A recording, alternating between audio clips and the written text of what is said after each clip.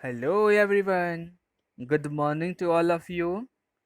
आज के लेक्चर में एसएसटी में चैप्टर नंबर 7 स्टार्ट करेंगे जिसका नाम है life in the northern mountains. Chapter number 6 तक हमने कवर किया। फर्स्ट चैप्टर मैंने पढ़ा था कि जो हमारी कंट्री है उसके 6 फिजिकल डिविजन्स है। उसके बाद आने वाली second third fourth fifth six chapters में ये था कि हर एक जो फिजिकल फीचर्स था उसके बारे में मैंने बहुत डिटेलिंग में पढ़ी थी कि जैसे अगर नदर्न प्लेन है तो क्या है, कहाँ से कहाँ तक फैला हुआ है। ठीक है ना। माउंटेन्स के बारे में देखा, डेजर्ट के बारे में देखा, कोस्टल प्लेन्स के बारे में, उसके बाद में डेक्कन प्लेटू के बारे में देखा। ये जो लेक्चर है, अब आने वाले जो चैप्टर्स हैं ना, अब इसमें हम ये पढ़ेंगे कि ये जो अलग अलग फिजिकल फीचर्स हैं, ठीक है, इसमें रहने वाले लोगों की ज़िंदगी होती कैसे है बेसिकली, कि वहाँ के लोग क्या करते हैं, क्या खाते हैं, क्या उगाते हैं, क्या प्लांटेशंस करते हैं, कौन कौन से ट्रेडिंग्स करते हैं, ये सारी चीज़ों के बारे में करेंगे, स्टडीज़ करेंगे। इसीलिए आपके यूनिट का नाम है यूनिट 2। देखेंगे सबसे टॉप पे तो लिखा हुआ है life in different regions of India. तो कितने रीजन्स हैं? टोटल 6 हैं। तो सोच लीजिए आने वाले 6 चैप्टर इसी के बारे में होंगे कि अगर इस चैप्टर का नाम है life in the northern mountains, chapter का नाम है life in northern mountains, northern mountains में जिंदगी, ठीक है, जीवन कैसा है वहाँ का, तो नेक्स्ट चैप्टर किसके बारे में होगा? नॉर्दर्न प्लेन्स के बारे में होगा, हो सकता है। ठीक है ना। तो ये आने वाले चैप्टर्स में हमको पढ़ने हैं। अब इसमें क्या करेंगे कि इस चैप्टर का ऑब्जेक्टिव क्या होने वाला है कि अब ये नदर माउंटेन के अंदर में जितनी सारी स्टेट्स आते हैं सबको कवर अप करेंगे, उनके बारे में पढ़ेंगे। जैसे कि नदर माउंटेन्स में सबसे पहले स्टेट आता है जम्मू एंड कश्मीर। अब ये स्टेट नहीं है, यूनियन टेरिटरी है, ध्यान रहे। जम्मू कश्मीर एंड लद्दाख। दूसरा हिमाचल प्रदेश आता है, उसमें उत्तराखंड भी आ जाएगा आपका। तीसरा स्टेट की अदर स्टेट्स कौन कौन से हैं जो नदर्न माउंटेन्स में हैं। ठीक है ना। तो वार्म अप क्वेश्चन आपके लिए उनके बारे में पढ़ना है हमको। जम्मू कश्मीर के बारे में पढ़ेंगे, फिर हिमाचल प्रदेश के बारे में पढ़ेंगे, फिर और स्टेट्स जो नदर्न माउंटेन्स के अंदर में आते हैं उनके बारे में पढ़ेंगे। तो आपके लिए वार्म अप क्वेश्चन है कि जो नदर्न माउंटेन्स है, कह रहे हैं कि इसमें इतने सारे स्टेट्स आते हैं, टोटल 10 स्टेट्स आते हैं, 10। और इनके सबके बारे में आपको फ्यू लाइंस अपनी कॉपी पे लिखने हैं। पहला स्टेट है कौन सा? जम्मू कश्मीर। दूसरा हिमाचल प्रदेश। तीसरा उत्तराखंड। फिर सिक्किम है, नागालैंड है, अरुणाचल प्रदेश है, त्रिपुरा है, मणिपुर है, मेघालय और मिजोरम। ये स्टेट्स कहाँ पड़ते हैं? ये टोटल के टोटल स्टेट जो है नदर माउंटेन्स में पड़ते हैं। ये इंडिया का मैप है, ध्यान से देख रहे हैं ना। अब ये इंडिया का मैप है, तो जो मैं ये लाइन ड्रॉ कर रहा हूँ, ये देखिए ध्यान से, ये देख रहे हैं ना, ये ऐसे। तो ये हो गया हमारा कौन सा माउंटेन? हिमालय माउंटेन का शिवालिक रेंज है। 3 लेयर होते हैं ना इसमें। अब इसके ऊपर में ये जितने भी देख रहे हैं ये सारे के सारे देश या फिर जो भी एरिया हैं ये किस में पड़ रहे हैं? माउंटेन्स में पड़ रहे हैं। आप काउंट करिए, सारे लोग कहाँ पड़ रहे हैं? नॉर्थ में, नदर माउंटेन्स में। तो पहला कौन हो गया? जम्मू एंड कश्मीर। कौन हो गया first? Jammu and Kashmir. Second कौन हो गया? लद्दाख। थर्ड कौन हो गया? यहाँ पे ये वाले इलाकों को क्या बोल रहे हैं? हिमाचल प्रदेश। फिर उत्तराखंड। हिमाचल प्रदेश की कैपिटल कहाँ है? शिमला। उत्तराखंड की देहरादून। फिर एक कंट्री पड़ता है नदर माउंटेन्स में, वो है नेपाल। उसके बाद किसकी बारी आ रही है? सिक्किम की। उसके बाद देखिए ये कौन है? अरुणाचल प्रदेश। फिर कौन है? नागालैंड। फिर मणिपुर। फिर मिजोरम। उसके नीचे में त्रिपुरा। समझ गए? यहाँ पे अपने नाम की लिस्ट देखी, सारे स्टेट्स के नाम के लिस्ट देखे, और यहाँ पे अपने इसको मैप पे भी देख लिया। तो ये आपके दिमाग में फिट हो जाना चाहिए कि अगर जम्मू कश्मीर का कोई नाम ले तो आपको इंडिया के नॉर्थ में जाना है, अगर कोई मणिपुर का नाम ले रहा है तो नॉर्थ ईस्ट में जाना है। ठीक है ना। ये मैप दिमाग में बैठा लेंगे, सारे सबकी लोकेशंस आपने देख ही ली, अपनी कॉपी पे भी इसको बना लेंगे, प्रैक्टिस करेंगे, ये सारी चीज़ें आ जाए। तो टोटल टोटल जो है 10 स्टेट्स हैं जो इंडिया के नंदन माउंटेन्स रीजन्स में आते हैं। अब यहाँ के लोगों की जो ज़िंदगी है, life of the people in the mountains is affected by most of the natural features and the climate. अब यहाँ की जो रहने वाली लोगों की ज़िंदगी वो अफेक्ट होती है, प्रभावित, अफेक्ट का मतलब प्रभावित होती है किसके द्वारा? Natural features. नेचुरल फीचर्स वहाँ पहाड़ पे रहते हैं ना, ऊंचाई है, बादल रहते हैं, ठंडी पड़ती है, बर्फबारी होती है, और वहाँ का जो क्लाइमेट है यानी गर्मी तो होनी नहीं है, गर्मी तो होनी नहीं है, सर्दी ही होनी है। तो वहाँ के लोगों की ज़िंदगी, वहाँ की नेचुरल फीचर्स और क्लाइमेट्स क्या होती है, प्रभावित होती है। और वो कौन कौन से नेचुरल फीचर्स हैं? माइटी माउंटेन्स रेंज, नॉर्थ में और नॉर्थ ईस्ट में जो कंट्री है, तो उसके द्वारा उन माउंटेन्स के द्वारा लोगों की ज़िंदगी क्या होती है, प्रभावित पड़ती है। तो एक एक स्टेट्स को करके डिटेल में पढ़ेंगे।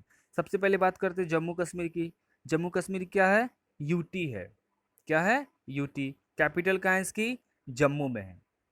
कैपिटल है जम्मू में, ये कि यूनियन टेरिटरी है। तो जम्मू कश्मीर क्या है कि नॉर्दर्न मोस्ट स्टेट ना बोलिए इसको, ये यूटी हो गया। अभी आप इसको अपनी बुक में कट कट कर करके यूटी लिख लेंगे, यूनियन टेरिटरी। जम्मू कश्मीर क्या है कि सबसे नॉर्थ में पड़ने वाला एक यूनियन टेरिटरी है। जब मुगल एम्परर थे, एक मुगल एम्परर इंडिया पे बहुत समय पहले, आज से 500 साल पहले, एक डायनेस्टी के लोग शासन करते थे। नेक्स्ट क्लास में आप पढ़ेंगे इनके बारे में, क्लास 7 में, हिस्ट्री में, कि मुगल एम्परर थे, उनका नाम था जहांगीर। ठीक है ना? तो जहांगीर ने बोला था कि जो कश्मीर है, Kashmir as the heaven on the earth. Heaven का मतलब होता है स्वर्ग, और अर्थ का मतलब धरती। तो जो जहांगीर थे, उन्होंने बोला कि जो जम्मू कश्मीर है वो धरती पे क्या है, स्वर्ग है। क्यों? क्योंकि इतना वहाँ पे सुंदर सुंदर दृश्य है, वहाँ बर्फबारी पड़ती है, और अदर इंडिया में क्या होती है, गर्मी पड़ती है, इसके कारण। अब ये जो स्टेट है, इसको आप बांट सकते हैं किस में? 3 रीजन्स में। किस में, कितने रीजन्स में बांट सकते हैं? 3 स्टेट कह रहे हैं, यूनियन टेरिटरी जो जम्मू कश्मीर है। पहले बांट दीजिए इसको जम्मू में, दूसरा कश्मीर, और तीसरा लद्दाख। अब ये तीनों पड़ते कहाँ, एक बार और मैप में देख लीजिए। ये ग्रीन वाला पोर्शन देख रहे हैं ना, ये पूरा ग्रीन, ये है लद्दाख, लिखा भी हुआ भी है। लद्दाख की जो कैपिटल है अभी है लेह में। समझ में आई बात? और ये जो जम्मू कश्मीर है, जम्मू कश्मीर में देखिए, ये श्रीनगर जो देख रहे हैं ना, ये नॉर्थ साइड में है, और ये जम्मू देखिए कहाँ है, साउथ साइड में है। देख रहे हैं ना, हिमाचल प्रदेश के पास में जम्मू। तो इसीलिए पूरे स्टेट को किस में बांटा गया है, पूरे यूनियन टेरिटरी को 3 पोर्शन। पहले जम्मू, दूसरा हो गया श्रीनगर, यानी सबसे साउथ में पड़ रहा है जम्मू, इसके नॉर्थ में पड़ता है श्रीनगर, और इसके ईस्ट में पूरा इलाका जो है किसका है, लद्दाख का। समझ गए? समझे ना समझे? जम्मू कश्मीर को कितने रीजन्स में बांट दिया गया? 3 रीजन्स में। जम्मू में सबसे नॉर्थ में सबसे साउथ में कश्मीर, उसके नॉर्थ में, और लद्दाख उसके ईस्ट में पड़ता है। अब ये जो स्टेट है, इसके 3 कैपिटल होते थे, बट अभी एक ही हो चुका है। श्रीनगर हुआ करता था। श्रीनगर का मतलब जब गर्मी पड़ती थी तो वो जो अपना जो कैपिटल था वो लेके चले जाते थे कहाँ पे, समर में, गर्मी के मौसम में श्रीनगर, और जब ठंडी पड़ती थी तो वो जम्मू में लेके रिटर्न आ जाते थे विंटर सीजन्स में, लेके आ जाते हैं, क्योंकि वहाँ पे गर्मी लगती है, तो गर्मी से बचने के लिए वहाँ चले जाते हैं। और सर्दी में जब वहाँ से गर्मी बढ़ने लगती, सर्दी बढ़ने लगती है, तो कैपिटल जो है यहाँ 6-6 महीने रहता है, वहाँ पे रहता था। अभी है नहीं ऐसा सिचुएशन। जम्मू कश्मीर जो है is famous for its snow covered mountain peaks. Snow covered mountain peaks का मतलब जो बर्फ से ढके हुए माउंटेन्स की चोटियाँ होती हैं, उसके लिए फेमस है। फिर वहाँ पे ब्यूटीफुल वैलीज पाई जाती है, lakes, rivers, evergreen trees like pine and chinar. और वहाँ पे उसकी जो वैली है, वैली समझते हैं ना, 2 पहाड़ के बीच में जो जमीन होती है उसको वैली बोलते हैं। तो वैली वैली के लिए फेमस है। वहाँ बहुत सुंदर सुंदर लेक्स हैं, रिवर्स हैं, एवरग्रीन फॉरेस्ट हैं, जो हमेशा हरे भरे दिखाई देते हैं, जैसे पाइन और चिनार्स पाए जाते हैं। इसके लिए फेमस है, लोग वहाँ जाते हैं घूम के देखने के लिए। Tourist from all over the world come here to enjoy the natural beauty. Tourist का मतलब जो है, जो लोग एक जगह से दूसरी जगह घूमने जाते हैं उनको टूरिस्ट बोलते हैं। पूरी दुनिया से लोग जाते हैं वहाँ पे उस नेचुरल ब्यूटी को देखने के लिए।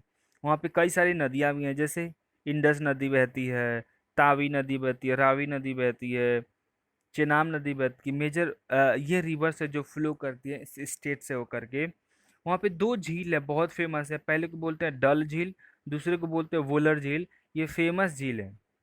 जो लेक है वुलर, वुलर जो झील है ना, ये पूरी एशिया कॉन्टिनेंट का सबसे बड़ा झील है, लेक है।